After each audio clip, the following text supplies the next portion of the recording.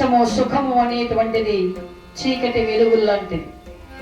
కష్టము వచ్చినప్పుడు కృంగిపోకూడదు, సుఖము వచ్చినప్పుడు మయమరిచిపోకూడదు. కష్టాన్ని సుఖాన్ని సమపాళ్లలో ఎవరైతే స్వీకరించగలుగుతారో వారే సరి అయిన మానవుడు అన్నాడు భగవానుడు గీతలో శ్రీకృష్ణుడు. కొంతమంది కష్టం వస్తే దేవుని తిడతారు, అని పూజలు చేసేదే, అన్ని రోజులు ఒక పొద్దులో ఉన్నానే, నిన్నే నమ్ముకున్నానే, నీకెంత ఖర్చు పెట్టుంటాను, నీకెన్ని రోజులు నీకు సేవ చేసి ఉంటాను, నీకెన్ని ప్రసాదాలు చేసి ఉంటాను. ప్రసాదాలు చేసేస్తే, పూజలు చేసేస్తే, అభిషేకాలు చేసేస్తే దేవుడు వరం ఇచ్చేయడండి. మనసు పెట్టి భక్తితో చేస్తేనే భగవంతుడు స్వీకరిస్తాడు. కష్టం వచ్చినప్పుడైనా భగవంతుడు కష్టపెట్టేది ఎందుకంటే నా భక్తులు గొప్పవాళ్ళని ప్రపంచానికి తెలియజేయడానికి. భగవానుడు కష్టకాలంలో నిన్న రోజుల కథలో విన్నారు, కాపలా కాసేవారిలాగా చివరికి పాండవుల కోసం ఇంటి ముందు కాపలా కాశాడండి భీముడు నిద్రపోతుంటే కృష్ణుడు. అంటే భగవంతుడి అనుగ్రహం ఎలా ఉంటుందంటే ఆ విధంగా ఉంటుంది. పరాత్ముడైనటువంటి పరమాత్ముడు దయవలన పాండవులు తప్పించుకొని మరి లక్కైతో నుంచి భీమసేనుడు హిడింబిని పెళ్లి చేసుకున్నాడు. వారిద్దరికీ చక్కని సంతానం, వారే ఘటోద్గజుడు. నిన్న అక్కడి దాకా విన్నారు కదా. మరి పరమ పవిత్రుడైనటువంటి పరమాత్ముని దివ్య అనుగ్రహం చేత అక్కడ ఉన్నటువంటి హిడింబ ఆమెకు తమ తల్లి మూలంగా జరగబోయేటువంటి భవిష్యత్తు ముందుగానే అర్థమవుతుందట, వారి తల్లిగారు ఇచ్చినటువంటి వరప్రభావము చేత. అందుకోసమై ఆమె అన్నది, బావగారు చిన్నదానినైనా కూడా ఒక్క మాట చెబుతాను, కాదనకుండా మీరు వింటానంటే, మా చిన్న పెద్ద అనేటువంటిది ఏమీ లేదు. మంచి మాట అయినప్పుడు చిన్నవాళ్ళు చెప్పినా దాన్ని పాటించాలి, చెడ్డ మాట అయినప్పుడు పెద్దవాళ్ళు చెప్పినా దాన్ని తిరస్కరించాలి. కొంతమంది అలా కాదండి, ఇంట్లో భార్య గాని ఆడాలి గాని ఏదో ఒక మాట చెప్పబోయారు అనుకోండి, నీకేం తెలుసు, ఏదో వంటింట్లో వంట చేసుకొని బతికేవాళ్ళు అందరూ మాకు సలహాలు చెప్పేవాళ్ళే, చాలే కాపు అంటారు.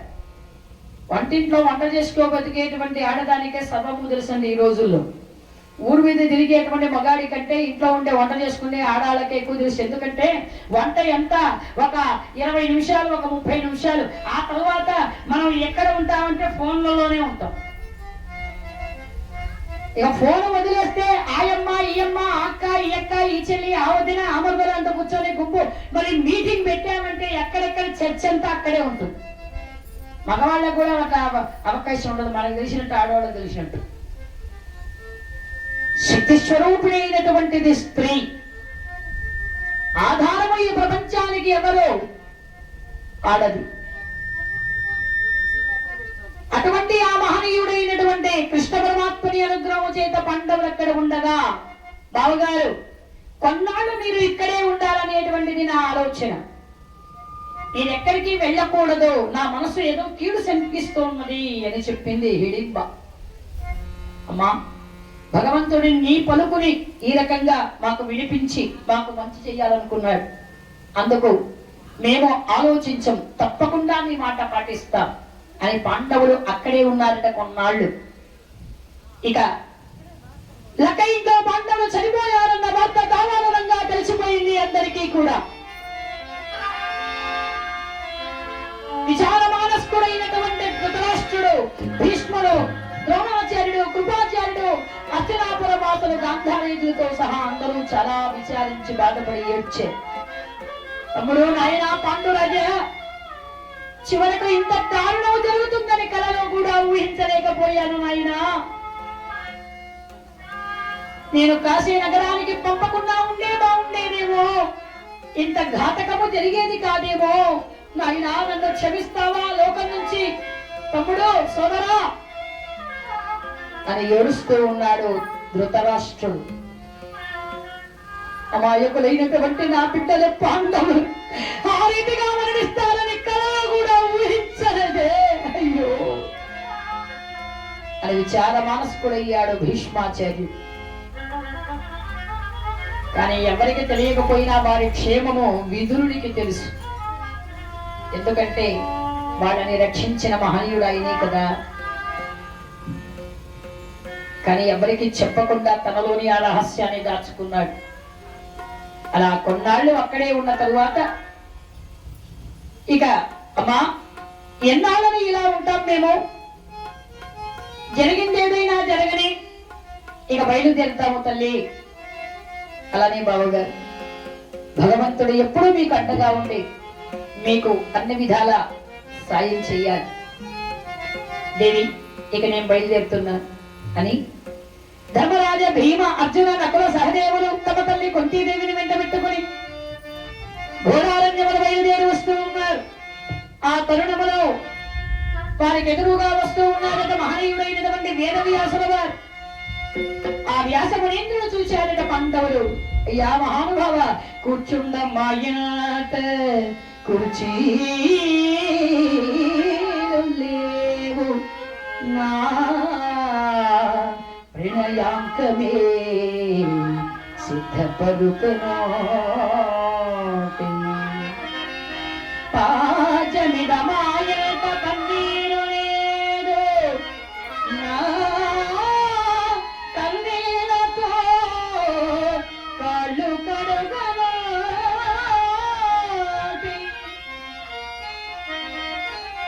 పూజింపమాయంత పుష్పాలు లేదు నా ప్రేమాంజలులే సమర్పింపనోటి నైవేద్యమిడమాయంత నారికేళము లేదు నా హృదయమే చేతి కాదివ్వనోటి రోటలానివ్వనున్నంతలోన మీకు రమోదయ చేయము అపపీఠముపై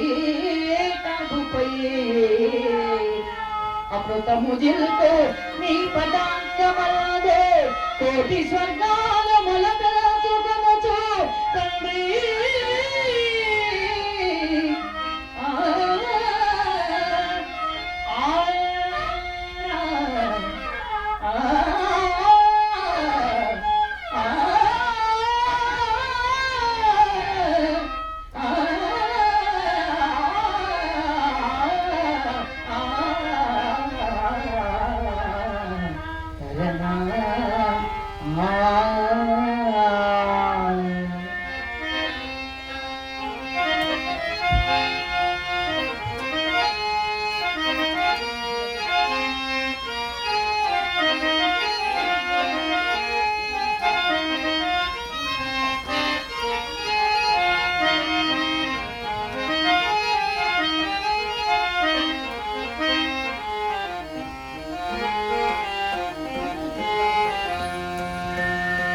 స్వామి మిమ్మల్ని కూర్చోబెట్టి నమస్కరించడానికి మా ఇంట కుర్చీలు లేవు. నా ప్రణయాంకమే సిద్ధం చేస్తున్నాను. రాజ్యమిడ మా ఇంట కన్నీరు లేదు. నీ కాళ్ళు కడగడానికి నా కన్నీళ్లతోనే నీ కాళ్ళు కడుగుతున్నాను. పూజింప మా ఇంట పుష్పములు లేవు. మా ప్రేమ అంజలులే నీకు సమర్పించుకుంటున్నాము. నైవేద్యమిడ మా ఇంట నారికేళము లేదు. నారికేళం అంటే టెంకాయ. మా హృదయమే మీకు చేతికి అందిస్తున్నాము నైవేద్యంగా. లోటు రానివ్వనున్నంతలోన మీకు రమ్ము దయసేము ఆత్మపీఠంబుపై అమృతము దిల్కు నీ పదాంకమందు కోటి స్వర్గాలు మొలపించుకొనుచు తండ్రి. మహాశయ ఊరకరారు మహాత్ములు మీ మంటి గొప్పవారి దర్శన భాగ్యము కలిగిందంటే మేము కృతార్థమయ్యావయ్యా. పాండునందనులారా మీరు క్షేమంగా ఉన్నారు. నాకు అదే చాలు నాయనా, చాలా సంతోషంగా ఉంది. ఎక్కడికి మీ ప్రయాణము అని అడిగాడు. అదే అర్థం కావటం లేదు స్వామి. సరే, ఇక్కడికి దగ్గరలో బ్రాహ్మణ అగ్రహారమైనటువంటి ఏకచక్రపురం ఉన్నది. బ్రాహ్మణ అగ్రహారము అంటే బ్రాహ్మణులే కదా ఉండాలి, అక్కడ వేరే వారు ఉండకూడదు కదా. మీరు బ్రాహ్మణులుగానే వెళ్ళండి. బ్రాహ్మణులుగానా? అవును. బ్రాహ్మణ వేషధారులై మీరు అక్కడ చేరుకొని మధుకర వృత్తి చేత అంటే భిక్షాటం భిక్షాటన చేసుకుంటూ జీవనాన్ని కొంతకాలం సాగించండి. అలాగే మీ ఆజ్ఞ అనుకుని తమ తల్లిగారిని వెంటబెట్టుకుని మహనీయులైన పాండవులు దగ్గరలో ఉన్న ఏకచక్రపురానికి చేరుకున్నారు. పూర్వము అగ్రహారాలు ఉండేదండి, బ్రాహ్మణ అగ్రహారాలు. ఇప్పుడు బ్రాహ్మణులు ఉన్నారో లేరు కానీ అగ్రహారాలు మాత్రం ఉన్నాయి. ఆ అగ్రహారాల్లో బ్రాహ్మణులు మాత్రమే ఇక ఏ కులం వారు ఉండేవారు కాదు.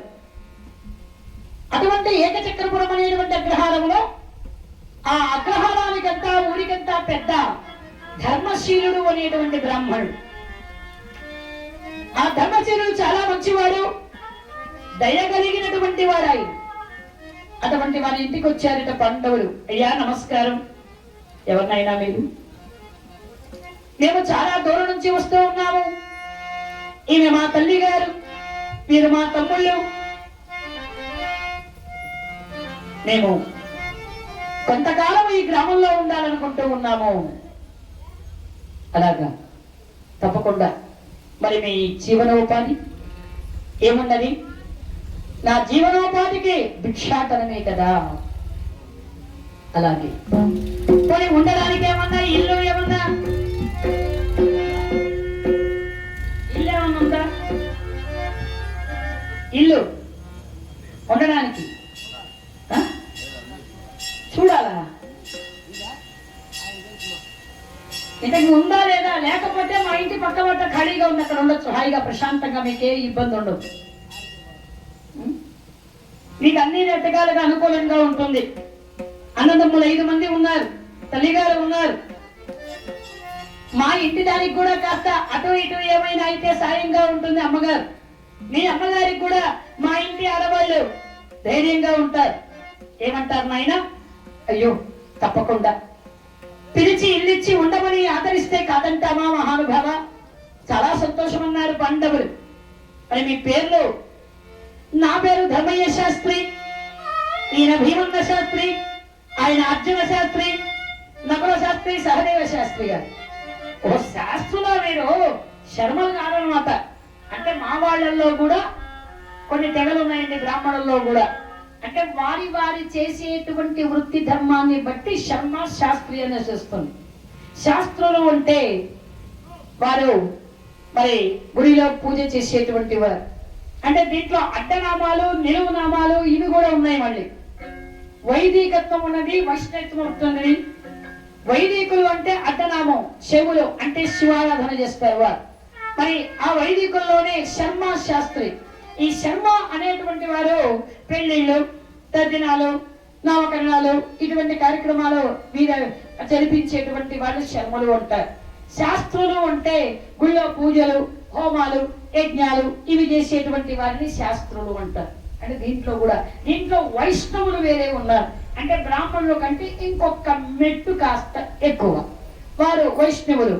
ఆ వైష్ణవులు కూడా దాంట్లో కూడా ఇంకో తెగ ఉండేటువంటి వారు, అంటే పంచారికలుగా ఉండేటువంటి వారు, స్వామి వారికి సేవ చేసేటువంటి వారికి అందించేటువంటిగా ఉండేటువంటి వారు, ఆ స్వామి వారికి యజ్ఞయాగంలో కళ్యాణోత్సవాదాది మహా వికర్మలు చేయించగలిగేటువంటి వారు. ఇలా ఆ వైష్ణవుల్లో కూడా ఇంకా 3-4 తెగలు ఉంటాయి. ఇలా చెప్పుకుంటూ పోతే చాలా ఉన్నాయనుకోండి. బ్రాహ్మణులు అంటే ఆ బ్రాహ్మణులు ఇన్ని లెక్కలు. నియోగులు, వైదికులు, వైష్ణవులు, స్మార్తులు, మర్దువులు ఎంతమంది ఉన్నారు, వాళ్ళందరూ బ్రాహ్మణులే. ఎంతకీ దాసగారు నేను కూడా బ్రాహ్మణుని బ్రాహ్మణాలే అంటుంటారు. ఎంతకీ మీరేదండి అంటే మేము కూడా వైదికులం అండి. అంటే అడ్డనామమే మాది కూడా. కాకపోతే పుట్టింది వైదికులమైనా కూడా మేము కొలిచేది మాత్రం మా ఇంటి దైవం శ్రీ వెంకటేశ్వర స్వామి వారు.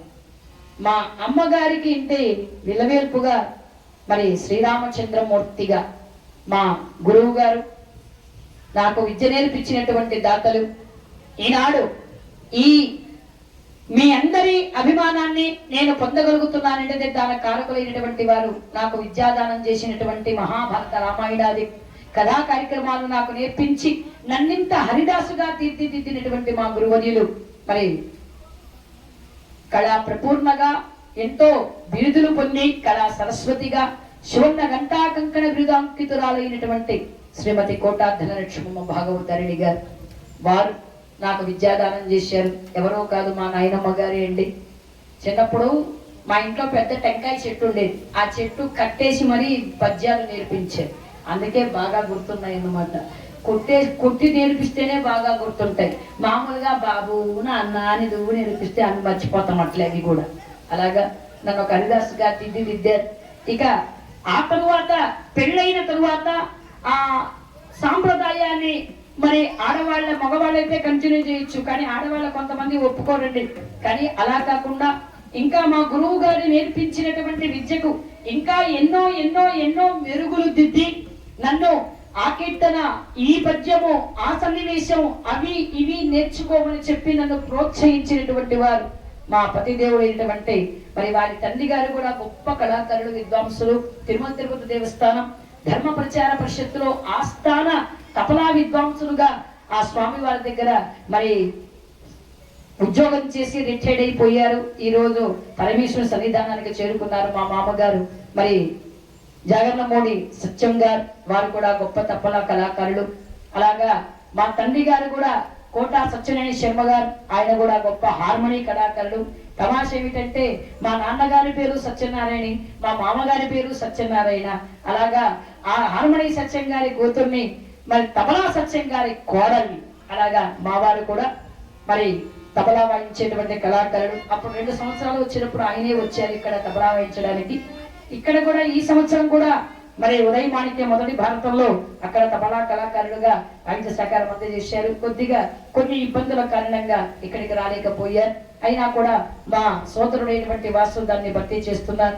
అలాగా మా మరి భర్త గారు ఎంతో ప్రోత్సాహంతో ఈ రోజు ఇంత గొప్ప కళాకారులుగా మంచి మరి పేరు తెచ్చుకోవడానికి కారకులుగా ఉండేటువంటి వారు. ఆయన కూడా విజయ్ కుమార్ గారు తబలా కళాకారులు, తిరుమల తిరుపతి దేవస్థానం అన్నమాచార్య ప్రాజెక్టులో మంచి కళాకారులుగా గుర్తింపు పొందినటువంటి వారు.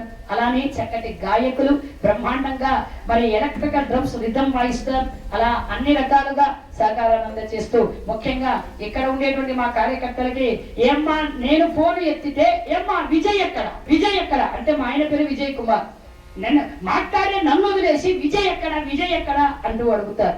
అలాగా ఎంతో ప్రోత్సాహంతో మరి మా తల్లిదండ్రుల ఆశీర్వాదంతో, మీలాంటి అభిమానుల పెద్దల ఆశీర్వాదంతో ఈ రోజు మీ ముందు నిలబడగలిగారు అమ్మవారి అనుగ్రహంతో. అలా ఎప్పుడైనా సరే పవిత్రమైనటువంటి పరమాత్మని దివ్య చరణాల విందాలు నమ్మితే వారికి లోటు ఉండదు అని అన్నమాచార్యులు వారు చెప్పారు. అటువంటి ఆ దేవదేవుని అనుగ్రహంతో, పరాత్పరుడైనటువంటి పరమాత్ముని మరి అనుగ్రహంతో తిరుమల తిరుపతి దేవస్థానం అన్నమాచార్య ప్రాజెక్టులో అక్కడ కూడా స్వామివారి సేవ చేసుకుంటూ నాద నీరాజనమదేది వేదిక పైన ఎన్నో ప్రోగ్రామ్స్, లైవ్ ప్రోగ్రాంలు ఇచ్చి ఆ స్వామివారి సేవలో ఇంకా సాగుతున్న ఆ స్వామివారి దివ్య అనుగ్రహంతో అలాగా ఈ రోజు ఇక్కడ ఈ కార్యక్రమంలో మహాభారత యజ్ఞంలో ఈ రోజు దివ్యమూర్తి అయినటువంటి శ్రీకృష్ణ పరమాత్ముని అనుగ్రహం చేత పాండవులకు ద్రౌపదీదేవికి కళ్యాణ మహోత్సవం జరిగిపోతుంది. మరి ఆ కళ్యాణ మహోత్సవం చేసేటువంటి దాతలైనటువంటి వారు మరి 3 నుంచి 4:30 గంటల వరకు యమగంట ఉంది కాబట్టి 4:30 పై నుంచి మరి కళ్యాణ కార్యక్రమం మొదలవుతుంది. కాబట్టి అటువంటి కళ్యాణ కార్యక్రమాన్ని జరిపించేటువంటి దాతలైనటువంటి వారు శ్రీమతి శ్రీ ఉప్పాడ మునీశ్వరి గారు, అలానే మాధవ నాయుడు గారు, వేదగిరి వారిపల్లి వాస్తవ్యులు. వారు అతి వైభవపేతంగా చూడండి కళ్యాణ మండపాన్ని ఎంతో చక్కగా పచ్చగా మరి అలంకరించారు పూలతో. ఆ కళ్యాణ వేదికను, అమ్మవారి దివ్యమైనటువంటి కళ్యాణ మహోత్సవాన్ని వారు ఉభయదాతలుగా జరిపించబోతున్నారు. అటువంటి వారికి, వారి కుటుంబానికి ఆ జగజ్జనని లోకమాత అయినటువంటి ద్రౌపది మాత ఎల్లవేళ అష్టైశ్వర్య భోగభాగ్యం నుంచి, ఆయురారోగ్యం నుంచి సర్వదా రక్షించాలని కోరుతున్నాం. మహాభారత కార్యకర్తలు, ధర్మకర్తలు, పెద్దలు అందరూ కూడా కలిసి గ్రామ తాంబూలంగా, దక్షిణ తాంబూల పూర్వకంగా దామల చెరువు గ్రామం, వేదగిరి వారిపల్లి పంచాయతీకి చెందినటువంటి మహాభారత కార్యకర్తలు, ధర్మకర్తలు, పెద్దలు మరి అన్ని గ్రామాల తరపున గ్రామ తాంబూలంగా, దక్షిణ తాంబూల పూర్వకంగా 101 రూపాయలు చదివించారు. అలానే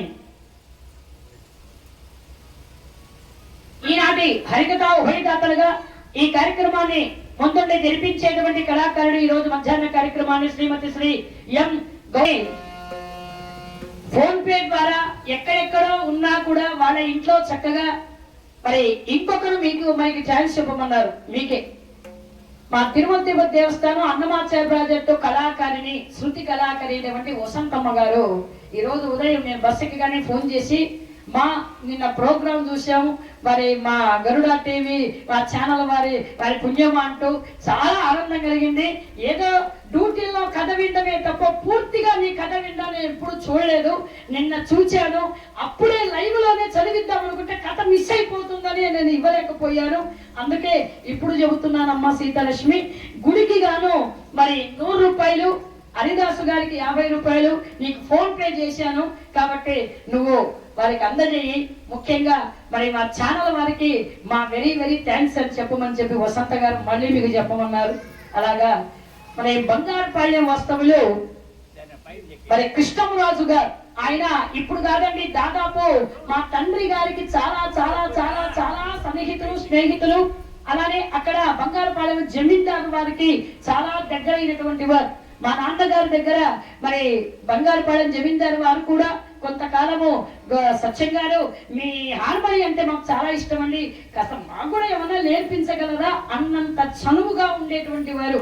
అటువంటి మరి మా అంకుల్ అయినటువంటి బంగారుపాళ్యం మరి కృష్ణరాజు గారు, ఆయన కొద్దిగా మరి పెద్దవారు అయిపోయారు కాబట్టి నేను రాలేకపోతున్నానమ్మా, నేను ఎక్కడ వార్త చెప్పినా నేను వస్తూ ఉంటాను కదా, నాకు అయ్యో రాలేదే, మా సీతమ్మ కథ వినలేదే అనే లోటు లేకుండా మా గరుడాచార్యుల వారి వల్ల మాకు అవకాశం దొరికింది. కరెక్ట్ గా 2 అయితే టీవీ రెడీగా పెట్టుకొని ఉంటాను అని నిన్న చాలా సేపు మాట్లాడారండి.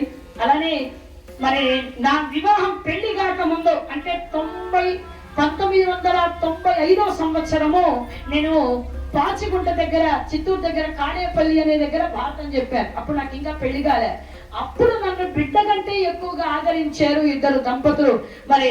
మరి దాక్షాయణమ్మ గారు, ఆమె ఫోన్ చేసింది రాత్రి 10:30 గంటలకి, అమ్మా తల్లి సీతమ్మ నువ్వు కనిపించావమ్మా, నిజంగా ఎన్ని రోజులైంది నేను చూచి, వారికి ఛానల్ వాళ్ళకి కృతజ్ఞత చెప్పండి అంటూ నాకు ఎంత ఆనందం కలిగిందంటే, ఇంతమందికి మీరు ఆనందాన్ని చేకూరుస్తున్నారంట, పుణ్యమంతా మీదే అన్నగారు.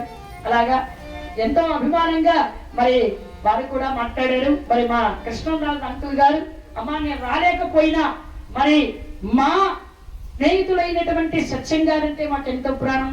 నన్ను చిన్నప్పటి నుంచి చూశారండి వారు, మా కృష్ణరాజు అంకుల్ గారు. అంటే అక్కడ మా పాప చిన్నప్ప 20 రోజులు పాప, ఆ పాపని తీసుకొని మీ అమ్మాయిని నేను చూసుకుంటాను, మీ కథ మాత్రం నువ్వు చూసుకోమ్మా అని 9 రోజులు అక్కడ బంగారుపాళ్యంలో జమీందారు వారి ఆధ్వర్యంలో అక్కడ శ్రీరామనవమి జరిపిస్తారండి. 9 రోజులు అక్కడ నేను చెప్పున్నాను ఒక 4-5 సార్లు. అలాగా మమ్మల్ని ఎంతో అభిమానంగా ఆదరించారు. అటువంటి ఆ దంపతులు ఇద్దరు కూడా, కృష్ణరాజు గారు మరి వారి సతీమణి, వారిద్దరు కూడా కలిసి 116 రూపాయలు ఫోన్ పే ద్వారా మాకు హరిదాసు గారికి బృందానికి చదివించారు. అలా అటువంటి వారికి ఆ జగన్మాత అయినటువంటి ఆదిశక్తి అవతారమైన అమ్మవారు అష్టైశ్వర్య భోగభాగ్యాలు ప్రసాదించి ఆయురారోగ్యం నుంచి సర్వదా రక్షించాలని మనసారా కోరుతున్నాం. ఇంకా ఎవరైనా కూడా మరి ఈ చూస్తూ ఈ ప్రోగ్రామ్ ని లైవ్ లో పంపించదలుచుకుంటే మీరు మాతో పాటుగా అన్నగారి ఛానల్ కూడా పంపిస్తే కూడా మీరు కూడా అందజేస్తారు గుడికి మాకు అనేటువంటిది. ఎందుకంటే అలాగా ఎంతో మంచి కార్యక్రమం జరుగుతోంది కాబట్టి ఇంతటి మహాభారత యజ్ఞానికి మీరు ఇక్కడ ఉండే కాదండి, ఎక్కడి నుంచైనా కూడా మీరు ఈ మహాభారత యజ్ఞంలో మీరు కూడా పాల్పంచుకొని, ఈ రోజు అమ్మవారి కళ్యాణం కాబట్టి ఎవరైనా అమ్మవారి గుడికి విరాళంగా ఇచ్చేటువంటి దాతలు ఉంటే, లేవిలో ప్రోగ్రాం చూస్తున్న వాళ్ళు, అలానే కళాకారులుగా మాకు ఇచ్చే వాళ్ళు ఎవరైనా ఉంటే ఫోన్ పే ద్వారా పంపించండి. తప్పకుండా అమ్మవారి గుడికి మేము ఆ అమ్మవారి అనుగ్రహానికి మరి పాత్రలు అవుతురు. కానీ ఇక మీరు స్క్రీన్ ప్లేలో ఫోన్ నెంబర్ వస్తూ ఉంటుంది, రోల్ అవుతుంటుందండి చూసేటప్పుడు.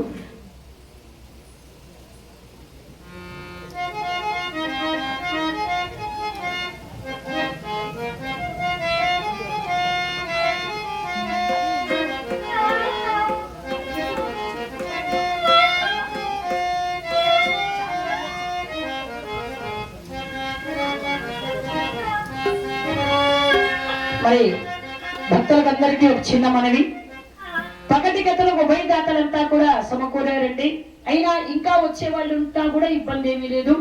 కానీ రాత్రి నాటకానికి ఇంకా 2 రోజులు ఉభయదాతలు ఎవరైనా ఇవ్వగలిగితే మరి వారి వారి మంచి అవకాశం. ఎందుకంటే మహాభారత యజ్ఞంలో పాల్పంచుకోవడం అనేటువంటిది చాలా ఆనందకరమైనటువంటి విషయం. పైగా అధిక జ్యేష్ఠ మాసం అనేటువంటిది ఎప్పుడూ రాదండి, అది చాలా ప్రత్యేకమైనటువంటి సమయంలోనే వస్తుంది. కాబట్టి ఈ అధిక జ్యేష్ఠ మాసం అనేటువంటి మాసంలో చాలా పవిత్రమైనటువంటి పంచమయేన మహాభారత యజ్ఞం జరుగుతుంది. ఆ యజ్ఞంలో మనము ఇచ్చేటువంటి ప్రతి ఒక్క రూపాయి కూడా ఆ అమ్మవారికే చెందుతుంది. కాబట్టి మరి రాత్రి నాటకానికి ఇంకా 2 రోజులు మరి ఉభయదాతలుగా ఎవరైనా ఇవ్వగలిగేటువంటి వాళ్ళు ఉంటే, ఇవ్వదలుచుకుంటే, ఇవ్వాలని ఉంటే, ఒకవేళ ఇచ్చేసామండి మళ్ళీ ఇవ్వాలా అంటే ఇవ్వండి, తప్పే ఉందండి. భగవంతుడికి ఎంత ఇస్తే మనకంత 2 ఇంతలు వెనక్కి వస్తుంది. కాబట్టి భక్తులందరూ కూడా ఎవరైనా రాత్రి నాటకానికి స్పాన్సర్ చేసేటువంటి వాళ్ళు ఎవరైనా ఉంటే ఇంకా 2 నాటకాలకు అవకాశం ఉంది. కాబట్టి ఎవరైనా ఇవ్వదలుచుకునేటువంటి వారు, ఇక్కడ ఉన్నటువంటి వాళ్ళు, కథ వినేటువంటి వాళ్ళు, ఛానల్లో చూసేటువంటి వారు ఎవరైనా సరే మీరు ఇవ్వదలుచుకుంటే మీ మరి మంచి మనసుతో ఆ ఉభయ కార్యక్రమాన్ని మీరు స్పాన్సర్ చేసి రాత్రి నాటకానికి కూడా ఆ అమ్మవారి కృపా కటాక్షానికి పాత్రగా మరి మరొక్కసారిగా కోరుకుంటున్నామండి. జై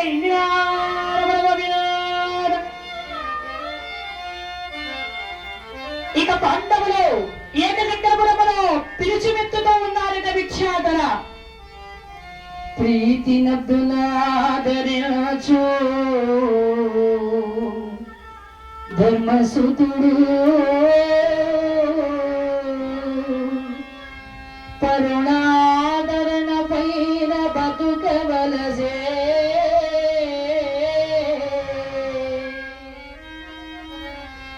కొండలనైన పెళ్లి దేశరి భీముడు ఆప్తుడై చెయ్యిదా చెయ్యడుగవలసే.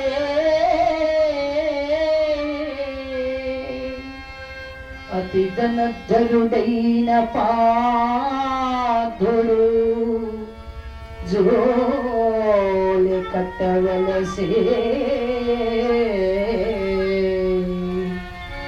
ఎండ కన్ను ఎరుగని కవలు ఎండలో బిచ్చము ఎత్తవలసే. తిరుకు తంబునా కలి తీర్చుకొనుచు పాండు భూపాల తనయులు అకదట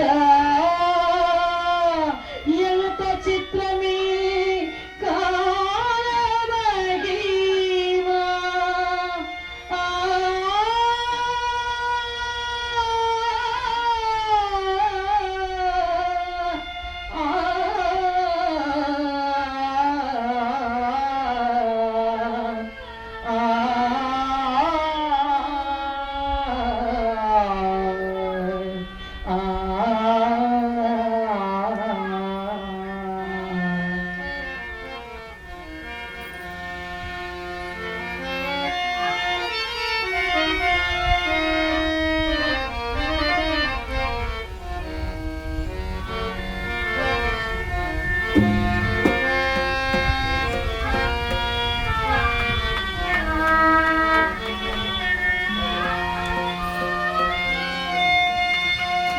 ధర్మ విశాలకుడైనటువంటి ధర్మతోఘుడైన ధర్మరాజు గారు, అమ్మా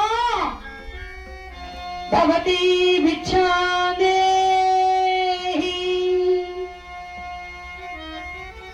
అమ్మా ఈరోజు విధియ తిథి, శ్రవణ నక్షత్రం, శుక్రవారం రోజు, రాహుకాలం 10:30 గంటల నుంచి 12 గంటల వరకు.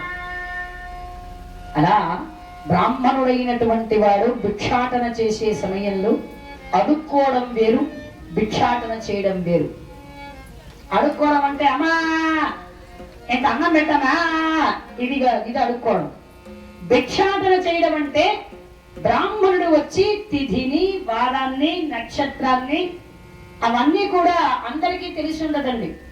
ఈ రోజు ఏం తిథి అంటే డేట్ అయితే చెప్తారు, కానీ తిథి నక్షత్రము చెప్పరు, తెలియదు. అది చూసి చెప్పాలి. అందువలన పూర్వకాలము బ్రాహ్మణుడు ఇంటి ముందుకు వచ్చి భిక్షాటన చెయ్యాలి అంటే ఊరికే భిక్ష తీసుకునే వాళ్ళు కాదు. ఆ రోజు తిథి ఏమిటి, నక్షత్రం ఏమిటి, రావు కాలం ఎంతవరకు ఉంది, దుర్ముహూర్తం ఏది, శుభముహూర్తం ఏది, మంచేది, యమగండమేది, ఇవన్నీ కూడా చెప్పితే వాళ్ళకి భిక్ష ఇచ్చేవాడు. అంటే వాళ్ళు చెప్పిన దానికి బహుమానం అని అర్థం. అది భిక్షాటన. అంటే భిక్షాటన వేరు, ఇది అడుక్కోవడం అందరండి, భిక్ష ఎత్తుకోవడం అంటారు. మరి అడుక్కోవడం అంటే ఇందాక చెప్పానమ్మా కన్నం పెట్టమ్మా, అది అడుక్కోవడం. మరి ఇక్కడ ధర్మరాజును చూచారు ఆ ఇళ్ళను. అయ్యో పాపం, ఎంత గొప్పగా బతికాడో బిడ్డ, ఎంత తేజస్సుతో వెలిగిపోతున్నాడు. పాపం ఈ రకంగా భిక్షాటన చేయవలసి వస్తుంది, ఉండు నాయన అని లోపలికి వెళ్ళి పప్పు, ఉప్పు, చింతపండు, మిరపకాయలు, కూరగాయలు అన్ని కూడా తీసుకుని వచ్చి, ఏది నాయన జోలె పట్టు అనగానే జోలె తెలియగానే ఆ పదార్థాలన్నీ జోలలో వచ్చిందట ఒక సాధ్వి. అమ్మా, మీకు ఆ భగవంతుడు మంచి చేయాలి తల్లి అని చెప్పి వేరే ఇంటికి వెళ్ళిపోయాడు ధర్మరాజు. ఇలా ఆయన భిక్షాటన చేస్తున్నాడు. ఇంకో పక్క భీమసేనుడు బయలుదేరాడు. ఎట్లా బయలుదేరాడంటే ఆకారానికి తగ్గట్టు ఒక జోలె పడేసి చాలక ఈ చేతికి ఒకటి, ఈ చేతికి ఒకటి తగ్గించుకున్నాడు. ఒక ఇంటి ముందుకు వచ్చి నిలబడ్డాడు. పిలవడం కాదు, అరవడమే. అంటే పూర్వము ఈ వీధికి ఇంటి గుమ్మం ఉంటే ఆ వీధికి దొడ్డి గుమ్మం, అంటే ఇక్కడ నుంచి అక్కడ దాకా పోతూనే ఉంటుంది రైలు పెట్టేలాగా, అట్లుంటే వీళ్ళు. అలా ఆమె ఎక్కడో పెరట్లో ఉంది పాపం. ఈయన అరిచిన అరుపుకి ఏమైపోయిందో పరిగెత్తుకుంటూ వచ్చేసి గసపడుతూ ఆయాసపడుతూ, అయినా ఏమైంది నాయనా, ఎందుకు వచ్చామయ్యా, అమ్మా అసలే నాకు ఆయాసం, ఈ అరుపుకి పరిగెత్తుకొని సరికి, అంటే మధ్యలో మాట గాలికి పోతుంది, వచ్చేసరికి దానికి సరికి పోయింది, అంటే వచ్చేసరికి ప్రాణం పోయింది. ఆమె అనుకున్నది ఈ గసలో వచ్చే సరికి అనేది పోయింది, ఈ మధ్యలో అన్ని గాలికి ఎగిరిపోతున్నాయి. ఏం లేదమ్మా, బ్రాహ్మణ్ వచ్చాను భిక్షమయ్యి అని పిలవడానికి వచ్చాను. పిలిచావా? లేదు నాయన, గుండెలు పగిలేదట్టు అరిచాడు. చూసింది కొంప తీసి, ఇప్పుడు గాని లేదు అంటే తన్నాడంటే నెల రోజుల దాకా పైకి లేచే పనేలా. ఎందుకు వచ్చిన బాధ, వేసేస్తే ఒక పని అయిపోతుంది, కుంటున్నాయినా ఇప్పుడే వస్తాను అని లోపలికి వెళ్ళింది. ఒక పెద్ద చేప తీసుకుంది, అంటే ఆకారానికి తగ్గట్టు భిక్ష వేయాలి. ఆయన చూస్తే ఇంతలా ఇంకెత్తు, ఇలా ఒక మనిషి తినే అన్నం కాదు, 10 మంది తినే అన్నం ఒక్క తినేలాగా ఉన్నాడు. అటువంటి ఆయన నిలబడ్డారు. మరి ఆ పెద్ద చేట నిండా అంత బాగా కందిపప్పు, అంత చింతపండు, మిరపకాయలు, బియ్యము, పప్పు, ఉప్పు, కూరగాయలు అంతా కూడా సామాగ్రి తీసుకుని ఏదైనా జోలె పట్టు అనగానే ఆయన జోల పట్టాడు.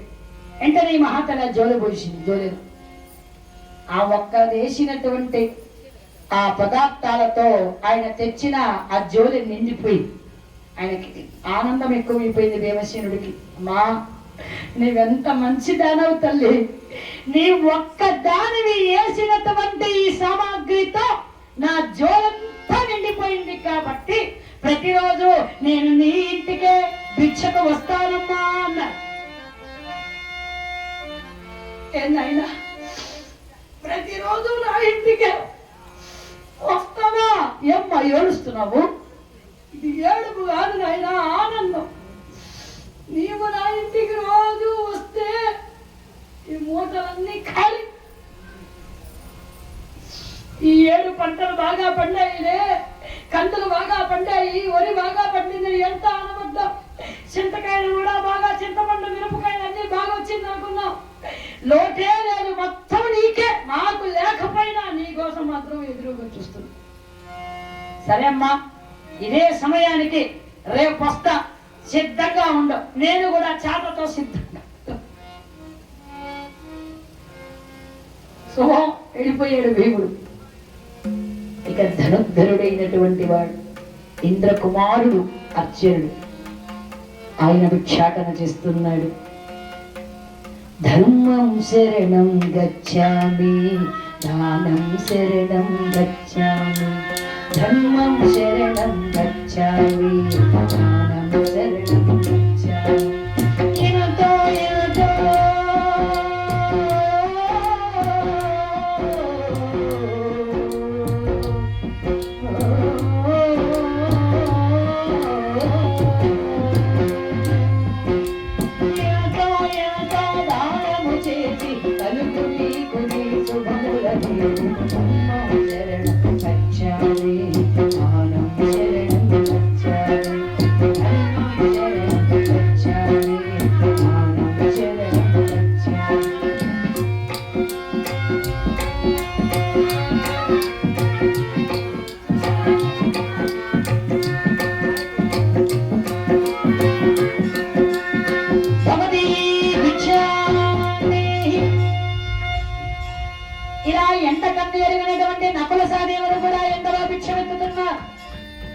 ధర్మరాజ, భీమ, అర్జున, నకుల, సహదేవులు భిక్షాటన చేసినటువంటి ఆ భిక్షనంతా కూడా సరిగ్గా 11 గంటలు 12 అంటే మన టైం చెప్తున్నానండి. ఆ టయానికంతా కూడా అమ్మకు తీసుకొచ్చి సామాగ్రి ఇచ్చేవాళ్ళు. తెచ్చినవన్నీ రాశిగా పోసి బియ్యం వేరే, పప్పు వేరే, కూరగాయలు వేరే, అన్ని వేరు వేరుగా చేసి వంట చేసేదట కుంతీదేవి. వంట చేసిన తర్వాత అన్నము రాశిగా పోసి ఆ రాశిగా పోసిన అన్నాన్ని 2 భాగాలుగా చేసేది.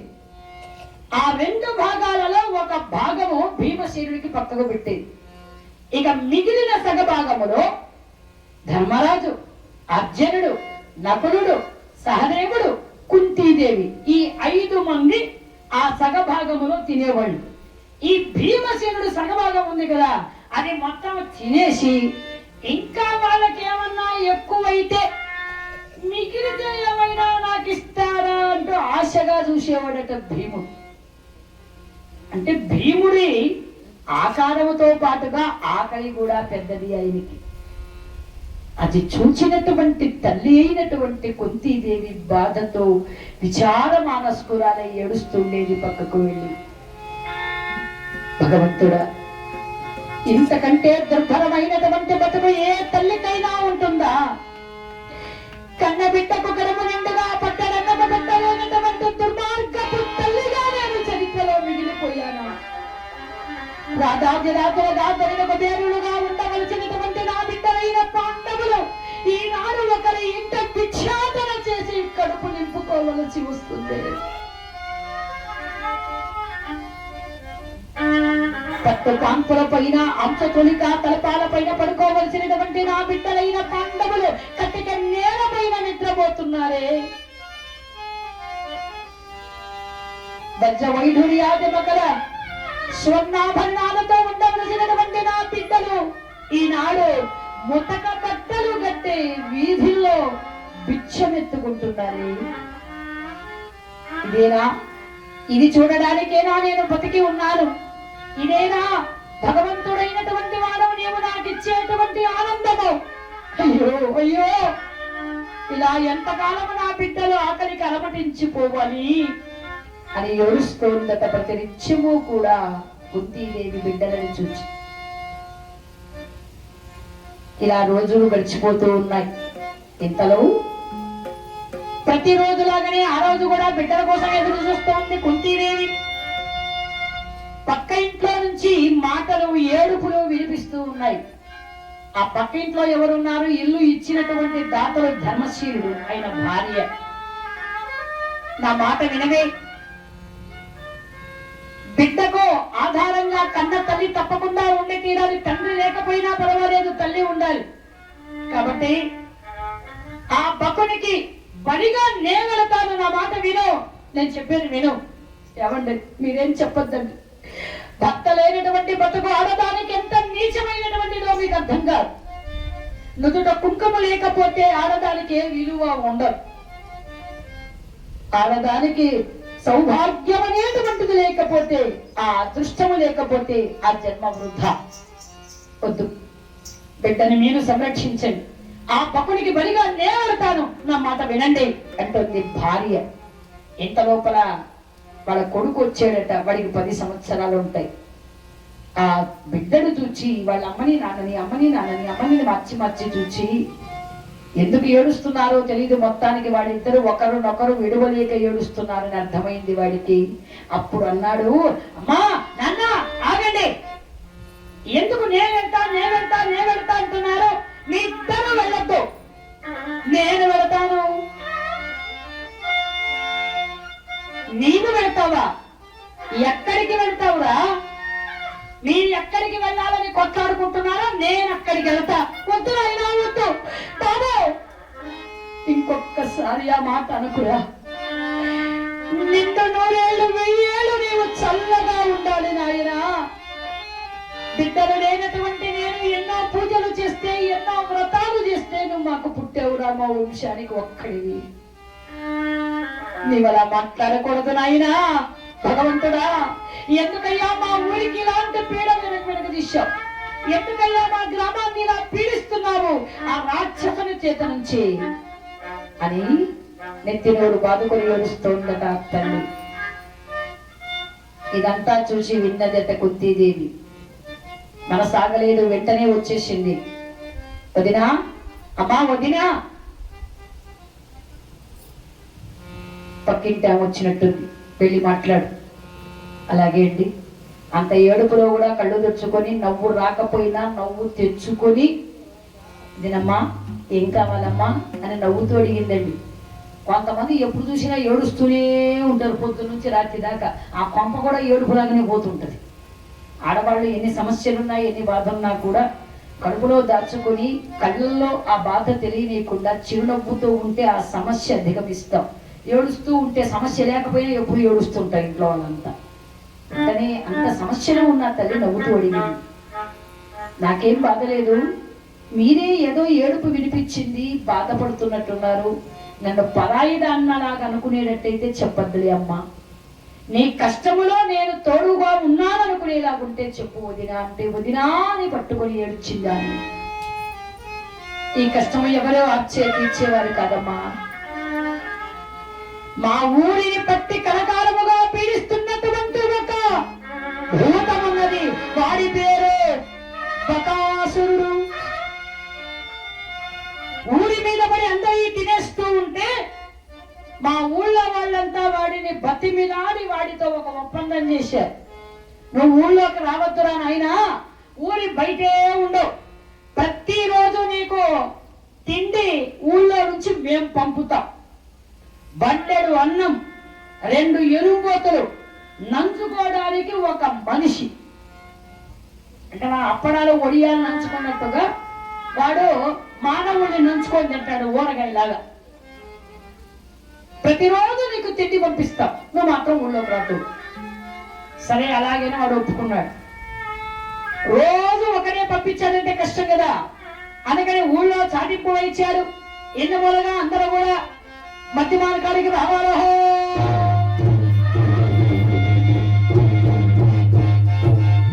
ఇందుమూలంగా గ్రామస్తులందరికీ తెలియజేయడం ఏమనగా, బకాసుడి చేత మనం ఒప్పందం పండించాం. ప్రతిరోజు ఈ ఊళ్ళో ఉండే వాళ్ళందరూ కూడా ఇంటికి ఒకళ్ళు చొప్పున బండెడు అన్నము, 2 ఎలుగోతులు, ఒక మనిషి వాడికి తిండిగా పంపించాలి. రోజుకొక ఇంటి వారు, ఎవరు కూడా దీన్ని తప్పకూడదు. ఇది మన గ్రామ పెద్దగారు అయినటువంటి ధర్మశీలుడు గారు చెప్పినటువంటి శాసనం అని చెప్పి ఆ ఒప్పందంతో ప్రతిరోజు కూడా వాడికి తిండి పంపిస్తున్నారు ఊళ్ళో వాళ్ళందరూ. ఈ రోజు మరి ఇలు వరుస మాకొచ్చింది, మా వంతు వచ్చింది, నేను వెళతాను అని మీ అన్నగారు అంటున్నారు. మీరు పోతే నా బతుకెందుకండి, కాబట్టి నేనే వెళతాను అని నేనంటున్నాను. వదిన, మా దురదృష్టమో అదృష్టమో కానీ ఒక్క బిడ్డడైనటువంటి నా బిడ్డ మీరిద్దరూ కాదు నన్ను పంపండి అని అడుగుతుంటే తల్లిగా నేను తల్లడిల్లిపోతున్నాను, నీకు అర్థం కాదు వదినా అని ఏడ్చిందట. ఇంటిగల్ల ఇలా మనసు కరిగిపోయింది కుంతీదేవికి. అయ్యయ్యో, ఇంతవరకు నా బిడ్డలే ఆకలి తీరలేదే, సగమే తీరుతుంది అని ఏడ్చే. ఇదా సమస్య కాదు, ఈ తల్లి పడుతున్న వేదన కదా నిజమైన సమస్య. ఈ ఇల్లు ఇచ్చి మమ్మల్ని ఆదరించి ఈ ఊళ్ళో ఉండనించినటువంటి వారికి ఏదో రకంగా సాయం చేయాలి. ఎలా? ఇప్పుడు అవకాశం వచ్చింది. సరే అమ్మా, మీరేం బాధపడకండి. ఈ రోజు మీ ముగ్గురిలో ఎవ్వరూ వెళ్లాల్సిన అవసరం లేదు. అమ్మా, ఎవరు వెళ్ళకపోతే వాడు ఊళ్ళోకి వచ్చేస్తాడు తల్లి. వద్దుదినా, నేను చెబుతున్నాను కదా, నాకు 5 మంది బిడ్డలు ఉన్నారు, అందులో ఒకరిని పంపిస్తాను వాడికి బలిగా. మనం అయితేనా ఎగిరి గంతేసి అమ్మ రేపు కూడా 2వ బిడ్డను పంపిస్తామేమో చూడు అని ఉంటాం. కానీ ఆమె అలా లేదండి. అమ్మా, తల్లికి ఎంతమంది బిడ్డలున్నా ఎక్కువ, తల్లి ప్రేమ ఒకేలాగుంటుంది. నా బిడ్డను కాపాడుకోవడం కోసం నీ బిడ్డను చంపుతావా? వద్దమ్మా, ఆ పాపం మాకొద్దు తల్లి, మా బాధ ఏదో పడతాము. వదినా, ఏమీ లేనటువంటి మమ్మల్ని ఆదరించి ఇల్లిచ్చి మాకు అన్నం పెట్టే, అటువంటి మీ రుణాన్ని తెచ్చుకునే అవకాశం వచ్చినప్పుడు కాదంటారా? లేదు, మీరు ఒప్పుకోవలసింది. నా బిడ్డ గురించి మీకు తెలియక మాట్లాడుతున్నాను. ఇక ఇక్కడ ఈ గ్రామంలో ఏ తల్లి ఏ స్త్రీ భర్త కోసం గాని బిడ్డ కోసము గాని బాధపడకూడదు. అందుకే నా బిడ్డను పంపుతానంటున్నాను. అర్థం కాలేదమ్మా, అది ఇప్పుడు మీకు అర్థం కాదు, తరువాత అర్థమవుతుంది. నీకేం భయం లేదు. అన్ని సిద్ధం చేయించిండు వంటకాలు. అబ్బాయి రాగానే నేను మాట్లాడి వాడిని పంపిస్తాను. అలాగే అమ్మా, నిజంగా మాకు దేవతలా కనిపించావు నీ వదిన. దేవతలు ఎవరో కాదు, ఆదరించిన సమయంలో అన్నం పెట్టిన వారు అంటే మీరే, నేను కాదు. మీరు పని చూసుకోండి. ఇంకా మీరు రాలేదే, ఈ పాటికి భీముడు వచ్చేసి ఉండాలే. నాయనా భీమసేన, పాపం అమ్మ వంట కోసం ఎంత తొందరపడుతుందో. సరుకులన్నీ తెచ్చానని ఇక్కడ చూస్తే భిక్ష ఏమీ లేదు. కడుపులేమో పెద్ద ఎడకలు పరిగెడుతున్నాయి ఆకలితో. భిక్ష లేదు, ఆకలి ఎక్కువ. అమ్మేమో ఎదురు చూస్తుంది. అడిగితే ఏమని చెప్పాలి? అని బాధపడుతూ వచ్చాడైతే భీమసేనుడు. ఆ సమయంలో నైనా భీమా, నీకో మంచి మాట చెప్తాను, ఇలారా. మంచి మాట ఏమిటమ్మా అది? ఈ అమ్మ చెప్పినట్టు చేస్తావా? ఏనాడు నీ మాట కాదన్నానమ్మా. అయితే నీకు ముందు ఒక శుభవార్త చెబుతా. ఏమిటంటే, ఈ రోజు నీవు కడుపు నిండుగా భోజనము తినవచ్చునాయనా అన్నదామె. అమ్మా, కడుపు నిండుగా బూరెలు, గారెలు, వడలు, పాయసము, పులిహోర, మలిహోర, కలిహోర, కూరలు, పప్పు, సాంబారు, వడియాలు, వప్పుడాలు, దప్పడాలు, అబ్బబ్బ అన్ని. అమ్మా, నిజంగానే చెబుతున్నారా? అబద్ధం కాదు కదా. ఆశ పెడితే నిరాశ కాదు కదా. లేదు నాయన, అమ్మ అబద్ధం చెబుతుందా? అవును, అమ్మ అబద్ధం చెప్పదు. మరి ఇవన్నీ ఎలా? ఏమీ లేదు. ఈ ఊరిని పట్టి పీడిస్తున్నాడు ఒక రాక్షసుడు. వాడి పేరు బకాసురుడు. ఈ ఊరి వారు ఒక కట్టడి చేశారు.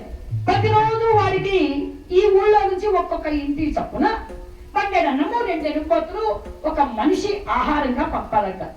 ఈ రోజు మామ, మన ధర్మశీరుడు మామగారి వంతు వచ్చి వాళ్ళలో ఎవరు వెళ్ళాలా అని ఆలోచిస్తుంటే మా అబ్బాయి వెళతాడు అని నేను చెప్పాను. మరి నువ్వు వెళతావుగా, అమ్మ మాట నిలబెడతావుగా? అమ్మా, అమ్మ అంటే నీవేమ్మా అని గట్టిగా ఎత్తుకొని గెరగెరగెరగెర తిప్పేశారు. మంచి పని చేసి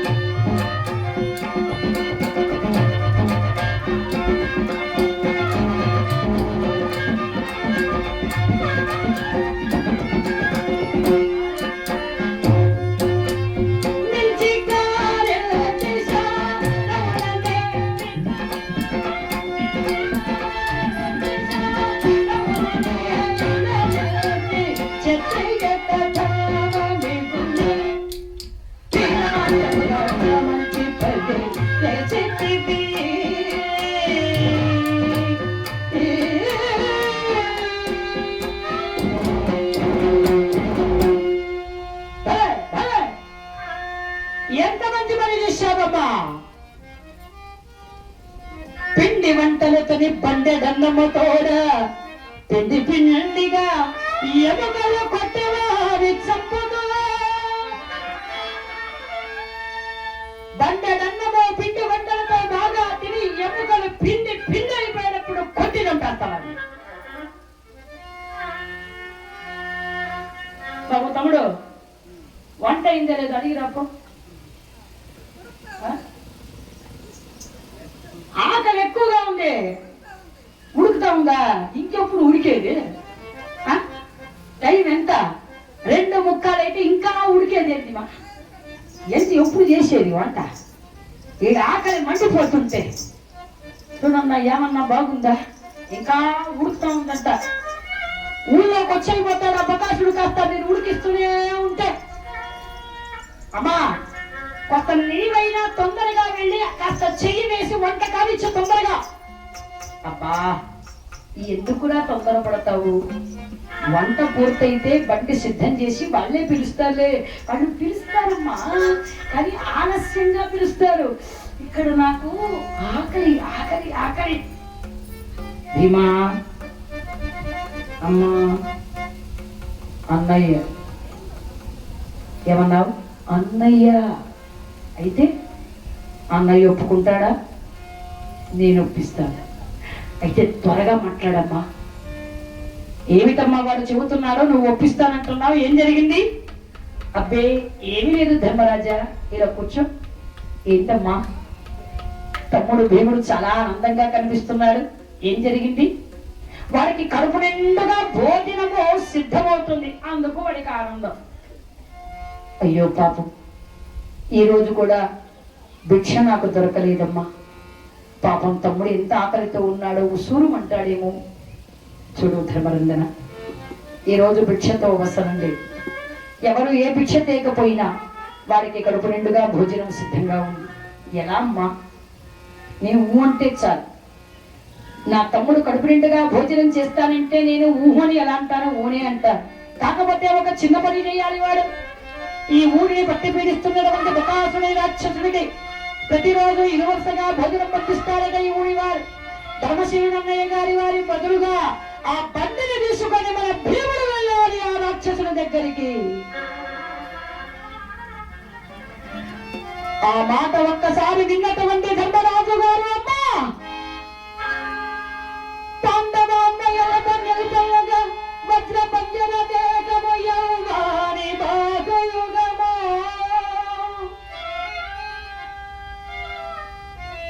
నాడు లక్షాగృహమున దగిలపకోన రచించిన యావాని చేతిలా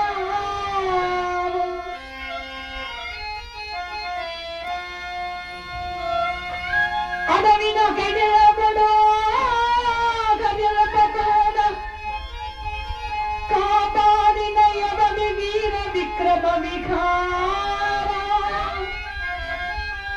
తలచిన మాతమున భాద్రరాష్ట్రులకు సింహ స్వప్నము యవ్వాని రూపాతిశయము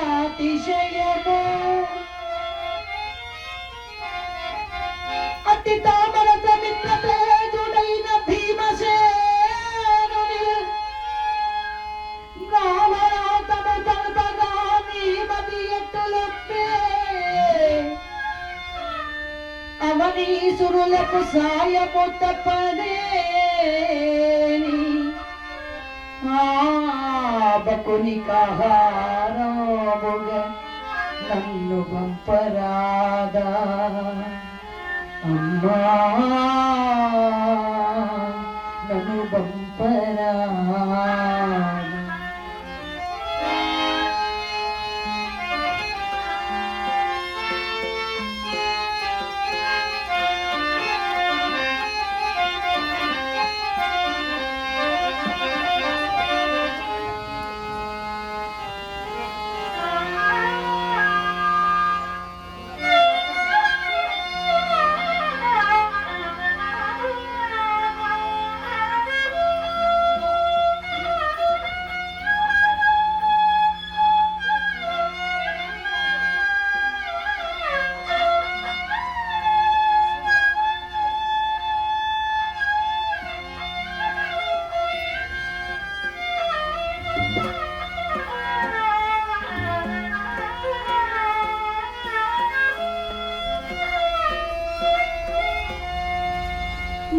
ಮೋಡದಾಗಿ ಧೂಳಿ ಮೋಗಿ ಮೋಗಮೋಡಿನ ಮಧುರ ವೀಣಾ ಮೋಡದಾಗಿ ಧೂಳಿ ಮೋಗಿ ಮೋಗಮೋಡಿನ ಮಧುರ ವೀಣಾ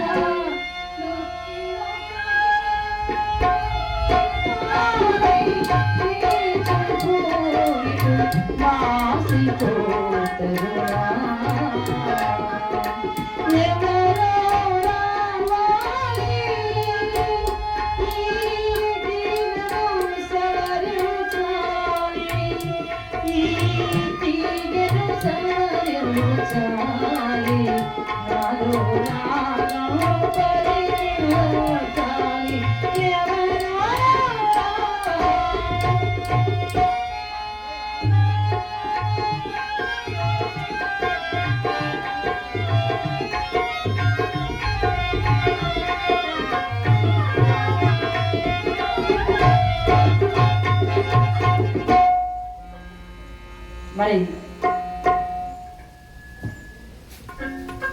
మొగలు పరమాత్ముడు మనకు అండగా నిలిచి మనల్ని నడిపించేవాడు ఆ పరమాత్ముడే కాబట్టి మరి వారికి వారి కుటుంబానికి ఆ జగజ్జని లోకమాత అయినటువంటి ద్రౌపది మాత అష్టైశ్వర్య భోగభాగ్యాలు ప్రసాదించి సర్వదా రక్షించాలని మన సారా కోరుతున్నాం.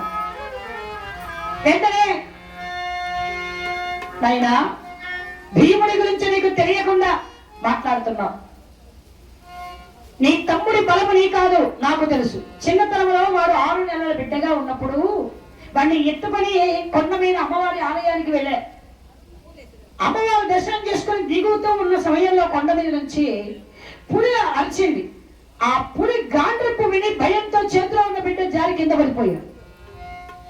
అంత ఎత్తు నుంచి కింద పడ్డాడు భీముడు. ఇంకేముంది నా బిడ్డ బతుకున్నాడో లేదో అని ఏడుస్తూ వచ్చి చూస్తే వాడు పడింది ఒక పెద్ద బండ మీద. ఆ బండ ముక్కలు ముక్కలే పిండి పిండి అయిపోయింది. వీడు మాత్రం నవ్వుతూ ఉన్నాడు. అర్థమైందా వాడి బలమేమిటో? నీకు ఆ భయం లేదు ధర్మరాజన్. నీ తమ్ముణ్ణి ఆశీర్వదించి పంపించు, తప్పకుండా నీకు విజయం కలుగుతుంది. అలానే అమ్మ అన్నయ్య ఆశీర్వదించండి. విజయీ భవ అమ్మా, దిగ్విజయోస్తు. తమలారా విజయము మరదే వరమా. కోపంగా చూడద్దు, నవ్వనే. ఇస్తా మైక్ ఇస్తా. మైక్ ఇవ్వలేదని కోపంగా చూస్తుంది మా కాళ్ళు. నేను ఇంత బాగా రెడీ అయ్యి వచ్చాను. ఎందుకు వచ్చాను? పాట పాడడానికి వచ్చా. మా అత్త మైక్ వదలకుండా చెప్తానే ఉందే. ఉండు, నీకోసమే ఈరోజు 3 గంటలకే టీ తాగేద్దాం అనుకుంటా.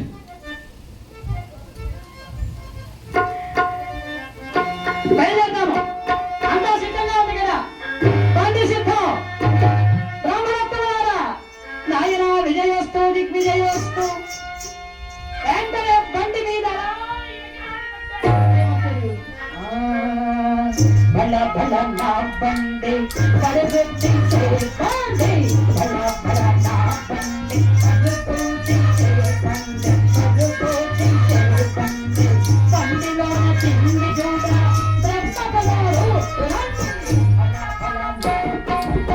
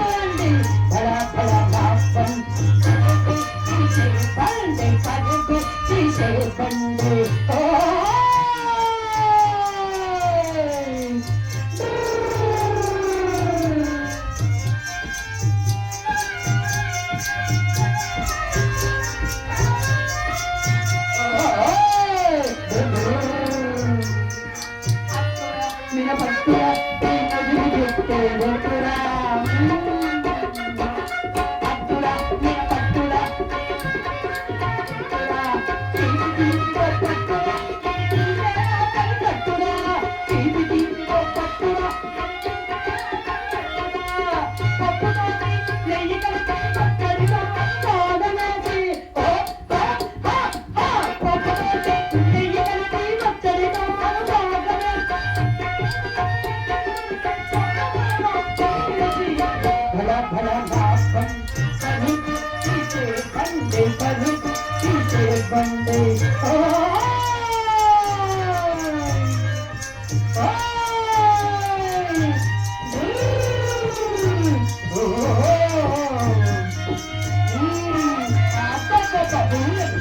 గారెలు, వడలు, పులిహోర, పలిహోర, వంకాయ, బెండకాయ, బీరకాయ, పొట్టకాయ, పాయసం, అప్పడం, పప్పడం, దప్పడం.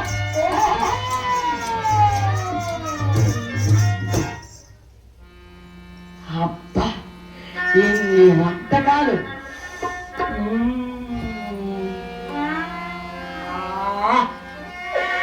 ఇన్ని వంటకాలు కళ్ళ చూసి ఎన్ని దినాలైనదో.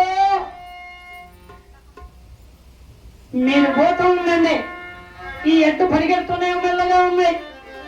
వీడి మాత్రం ఈ పక్క తిరిగారు. కూరలు, గారెలు, లడ్డు, జిలేబీ, అప్పడాలు, దప్పడాలు, వడియాలు, పులిహోర, మలిహోర, పాయసం. అబ్బబ్బబ్బబ్బబ్బా, ఏం పదార్థాలు! ఒక్కొక్క లడ్డు ఇంటింతలా ఉందట తిరుపతి కొండ. ఆ లడ్డూను అలా తీసుకున్నారు.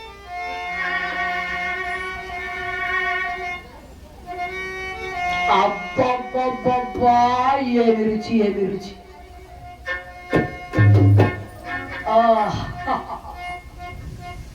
లడ్డూను గిన్నె అయిపోయింది, విసిరి కొట్టేసి.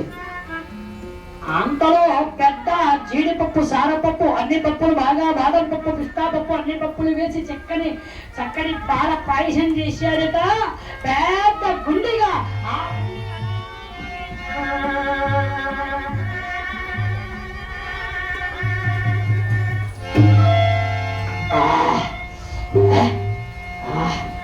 ఎంత రుచిగా ఉందో! కూరలు అయిపోయినాయి, గారెలు అయిపోయినాయి, వడలు అయిపోయినాయి, అప్పడైపోయినాయి, దప్పడాలు అయిపోయినాయి. ఇక వెళ్ళింది కూరలు, పప్పు, ఉప్పు, సంబారు, ఇవన్నీ కూడా నెయ్యి, వడియాలు. పప్పుతో ఒకసారి, సాంబారుతో ఒకసారి, చారుతో ఒకసారి, పెరుగుతో ఒకసారి, ఇలా ఒకసారి బదులు అన్నీ ఒకేసారి కలిపేసి తినేస్తే ఒకేసారి పని అయిపోతుంది కదా.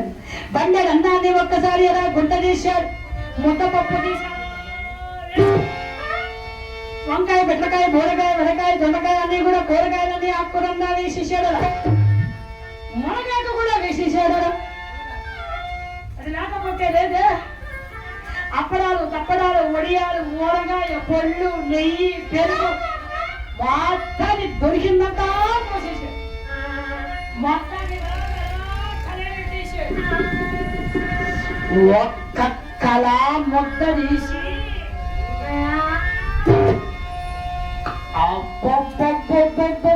ఏమి రుచి! ఈ రుచి ఎక్కడైనా దొరుకుతుందా? ఒక్కసారి పప్పు, సాంబారు, చారు, కూరలు, పెరుగు, వడియాలు, అప్పడాలు, దప్పడాలు మొత్తం కలిపేసి తింజుడు బాగుంటుంది కాదు. మళ్ళీ బయటికి లేచే పని ఉండదు. అంతా బండి మొత్తం ఖాళీ చేసేసాడు భీమసేనుడు. ఇంకా ఒక ముద్ద మిగిలిపోయింది. తిందామంటే కడుపులో పట్టటంలే.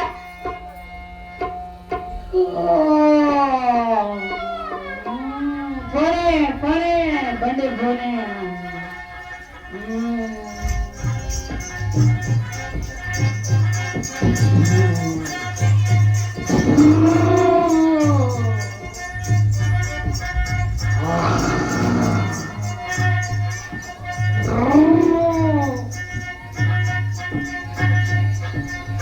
ఈ బండి అక్కడ వస్తుంది.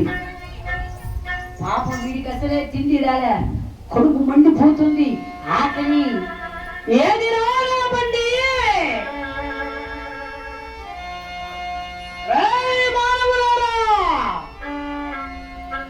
ఎక్కడ నా కూడా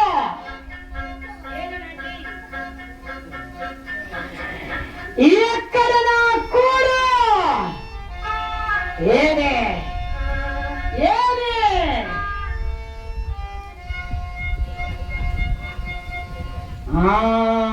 బండి శబ్దం వస్తుంది. వస్తుంది నా తిండి, వస్తుంది నా తిండి.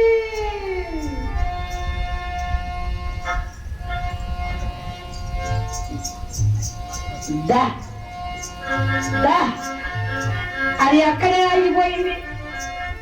వద్దు, నేనే వస్తా. వంటకాల వాసన ఏమీ రావట్లేదే. ఈ పాటికి గుమ్మగా వంటకాల వాసన వచ్చేది రానే లేదే. అక్కడ ఉంటేగా మొత్తం తినేసాడు భీముడు మధ్యలోని. వచ్చి చూచాడు తరావకాశుడు. బోరెలు లేవు, గారెలు లేవు, పులిహోర లేదు, మలిహోర లేదు, అన్నం లేదు, పప్పు లేదు, సాంబార్ లేదు, వడియాలు లేవు, కూరగాయలు లేవు, ఏమీ లేదు. ఖాళీ బండి మొత్తానికి భీముడు మాత్రం పడుకోన్నాడు. అసలే ఆకలి మీద ఉన్నాడు, కానీ బండి చూశాడు. ఈ భూమిని చూసేందుకు వారికి ఎక్కడో కలిపి వెంటనే పిడికిలు పెట్టి నిద్రపోతున్న భీముడు అబ్బా ఈ పక్కేదో ఖాళీ అయినట్టు ఒక ముద్ద మిగిలిపోయింది కదా, దాన్ని ఎందుకు వృధాగా పోనిచ్చి ఆ మిగిలిన ముద్ద తీసి నోట్లో వేసిన గుట్టక్కనే మింగేసి మళ్ళీ పడుకున్నాడు.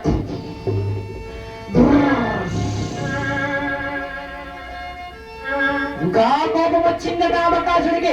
ఎప్పటికీ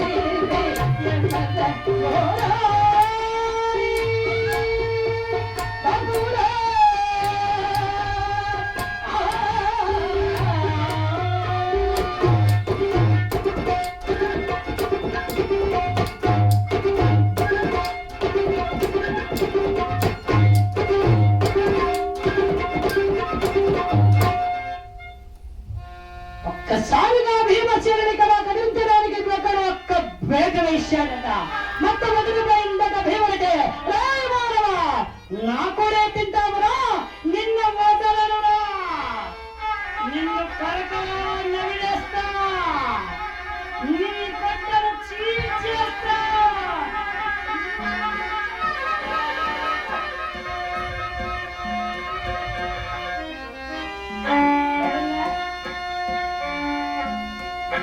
నాకంటే ముందు ఒక్కసారిగా విచ్చలబడుతున్నాడట బక్కాసురుడు. ఎంతనే భీమసేనుడు అక్కడ ఉన్నటువంటి ఒక పెద్ద చెట్టు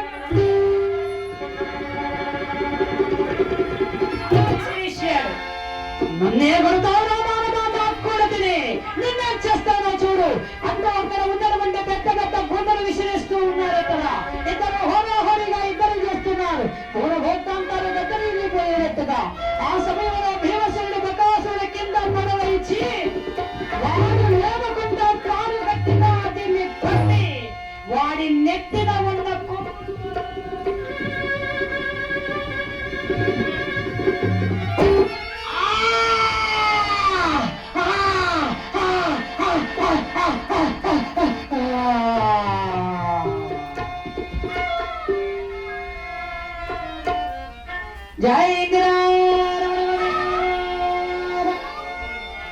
గట్టిగా గోవింద అనకపోతే భోజనానికి మీ ఇంటికే వస్తాడు. నాకైతే తెలియదు. ఏడుకొండవాడ వెంకటరమణ గోవింద. మొత్తానికి బొక్కుడంటే బాగా భయం ఉందన్నమాట. చచ్చాడు బకాసుడు. ఆ బకాసుడు చనిపోయిన తరువాత ఏకచక్ర పురవాసులకందరికీ కూడా ఎంతో ఆనందం కలిగింది. చిత్రం ఏమిటంటే ఆ బకాసుడు ఏకచక్రపురము తప్ప ఇక పక్క అక్క ఏ ఊరికి వెళ్ళడు, ఎవరిని పట్టి పీడించు.